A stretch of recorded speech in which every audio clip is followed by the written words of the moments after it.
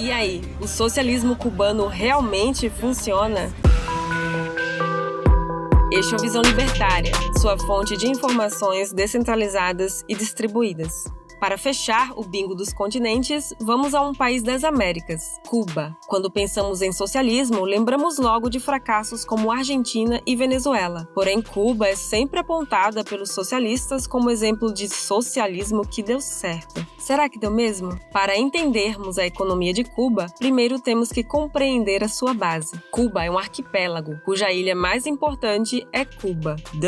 Até o século XV, Cuba era habitada por povos indígenas. Os livros de socialismo, de história, gostam de representar os índios como uma sociedade comunista ideal. Mas a realidade é que, apesar da sociedade dita rudimentar, os indígenas possuíam estruturas política, religiosa e social bem diferentes do ideal comunista. Embora seu professor de história afiliado ao PSOL negue, havia sim impostos, muitas vezes pagos em trabalho, além de escravidão entre indígenas. Mas, com o dito descobrimento da América, Cuba se tornou uma colônia da Espanha, a qual instituiu o sistema de encomienda. O governo da Espanha forneceria serviços públicos essenciais, como, por exemplo, proteção contra as armas do exército espanhol, e em troca os indígenas seriam obrigados a trabalhar, principalmente no cultivo de cana-de-açúcar. Parece uma boa troca, né? Porém, com a morte de muitos índios devido às doenças trazidas pelos europeus, a Espanha passou a enviar escravos africanos para Cuba. Em 1762, em decorrência da aliança entre espanhóis e franceses na Guerra dos 7 Anos, Cuba foi invadida pela Grã-Bretanha. Com isso, Cuba passou a vender açúcar para o resto do mundo, o que rapidamente tornou Havana a terceira maior cidade das Américas.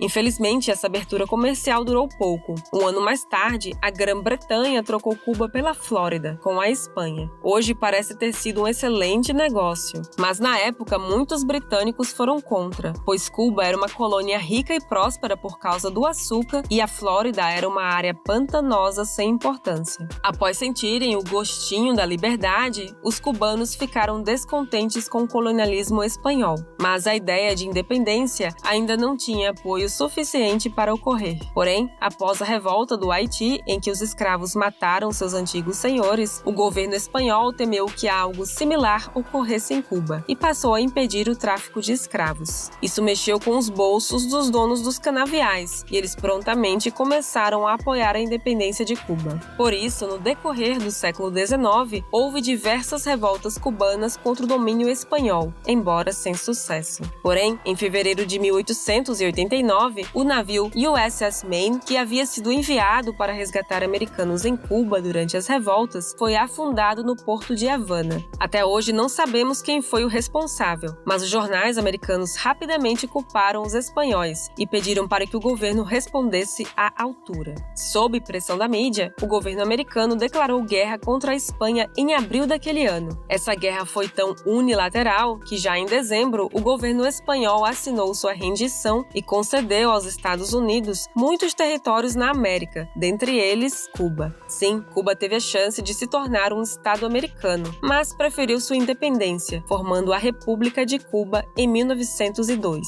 A princípio, essa ideia de república não foi bem aceita. Houve diversos golpes e mudanças de presidentes, até se fixar em uma ditadura. E como foi que esse ditador conseguiu se manter no poder?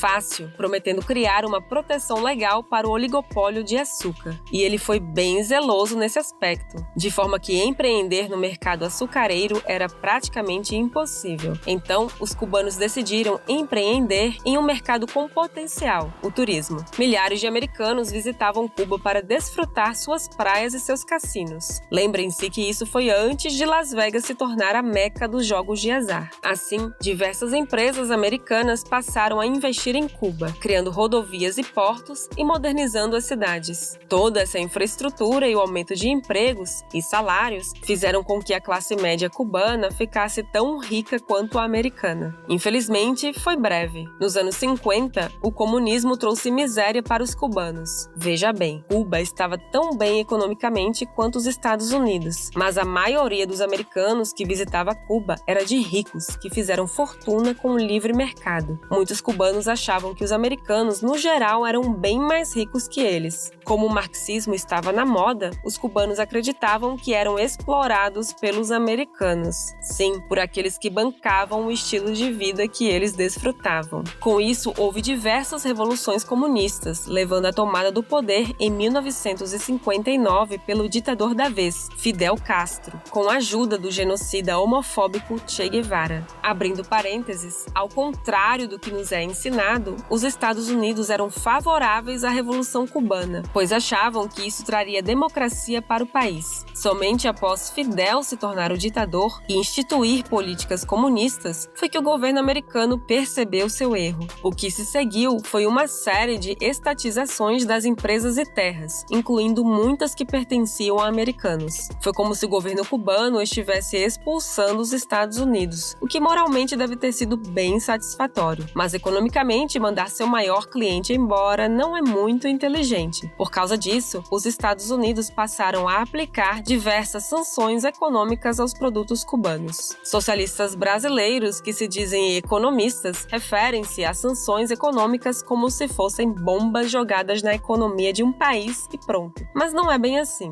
Há vários tipos de sanções. Aqui vamos focar na utilizada no caso cubano, a proibição de compra de produtos ou embargo comercial. Aqui, o governo americano proibiu a compra de açúcar cubano. Isso certamente foi ruim para Cuba, já que perdeu o seu maior cliente, mas também foi prejudicial para os americanos, já que o açúcar cubano, que era o mais acessível, deixou de ser uma opção, e o açúcar e os doces ficaram mais caros. A diferença estava na solução adotada por cada uma das partes para esse problema causado pelo Estado. No mercado mais livre, como o americano, essa subida nos preços rapidamente levou à busca por alternativas. Eis que entra em cena o xarope de milho. Ele não era tão barato quanto o açúcar cubano, mas com o aumento da demanda por esse produto, mais pessoas passaram a cultivar milho, tanto que hoje o maior produtor de milho do mundo, adivinha, são os Estados Unidos. Com o aumento da oferta, o xarope de milho se tornou uma alternativa mais barata que o açúcar cubano. Por outro lado, a economia planificada de Cuba não reagiria tão rápido quanto o livre mercado. Se o planejamento central ordenar, as pessoas vão produzir açúcar ainda que não exista um comprador. Então, o que os cubanos fizeram com esse açúcar? Já que Cuba era governada pelo Partido Comunista, nada mais justo do que pedir ajuda à União Soviética, que passou a comprar o açúcar cubano em troca de maquinário e tecnologia. Geopoliticamente, isso era ótimo para a União Soviética. Ela teria um aliado comunista próximo ao seu arquirrival e aumentaria sua influência sobre o restante da América. Entretanto, economicamente, essa foi uma das decisões mais idiotas do governo soviético. Comprar açúcar que os soviéticos já conseguiam por um custo menor e ainda ter que trazê-lo do outro lado do mundo enquanto desperdiçava recursos para manter a ditadura comunista cubana era, no mínimo, um péssimo uso de dinheiro, beirando a insanidade. Graças à ajuda soviética, Cuba se desenvolveu, principalmente no ramo militar. Quem assistiu ao vídeo A Economia de Angola deve se lembrar que Cuba enviou cerca de 35 mil soldados em ajuda aos seus comunistas preferidos, dos quais 5 mil morreram nessa guerra. Se tem uma coisa que os comunistas odeiam, é matemática. Porém, em 1991, a União Soviética deixou de existir e com ela foi-se a maior fonte de renda cubana. Some a isso a queda drástica no preço do açúcar, já que os Estados Unidos estavam exportando xarope de milho. E o resultado foi que o PIB cubano caiu cerca de 35%. Mas o que Cuba iria fazer? Poderia se fechar para o restante do mundo e aparecer somente quando a fome apertasse, como a Coreia do Norte, ou abrir seu mercado, como a China. Bem, Cuba escolheu a terceira opção: parasitar os novos estados socialistas da América Latina, Argentina, Venezuela e, é claro, Brasil. Quem não se lembra da montanha de dinheiro que os governos petistas entregaram nas mãos do ditador cubano? Em troca, os governos socialistas recebiam trabalho escravo. Vejam o programa Mais Médicos. Muitos países recebiam esses médicos que tinham 80% de seus salários confiscados pelo governo comunista, enquanto suas famílias eram mantidas reféns.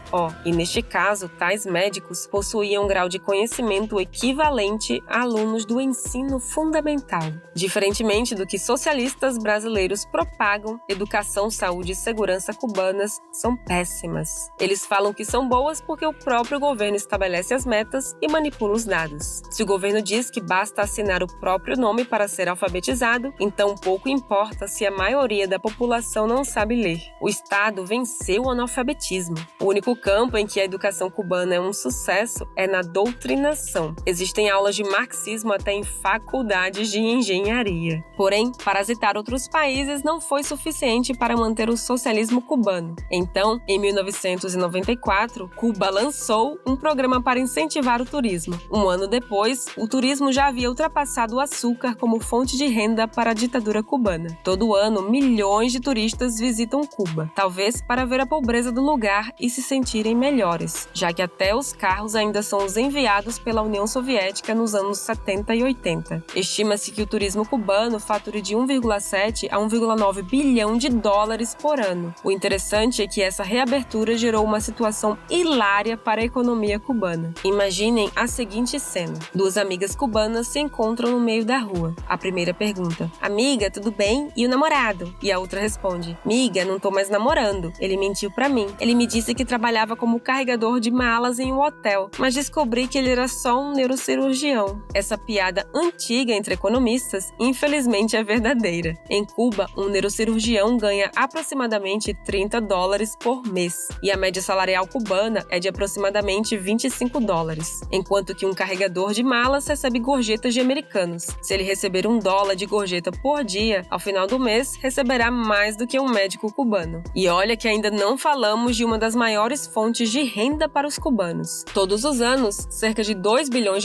são enviados por cubanos que vivem nos Estados Unidos aos seus familiares em Cuba. Não é de se admirar que o governo cubano tente controlar toda a informação e doutrinar ao máximo sua população, chegando até a restringir o acesso à internet. Isso é feito para evitar que os cubanos saibam que podem ter uma vida melhor fora do país. Porém, o contato que eles têm com os turistas já faz com que milhares se lancem ao mar tentando chegar aos Estados Unidos. Coincidentemente, o dinheiro enviado por esses fugitivos de fora do país é o que impede que milhares ou até milhões de cubanos morram de fome. Que fique aqui uma lição para os que acham que a vida é a coisa mais importante. É melhor morrer livre do que viver como escravo. É por isso que milhares de cubanos arriscam suas vidas todos os anos em busca de liberdade.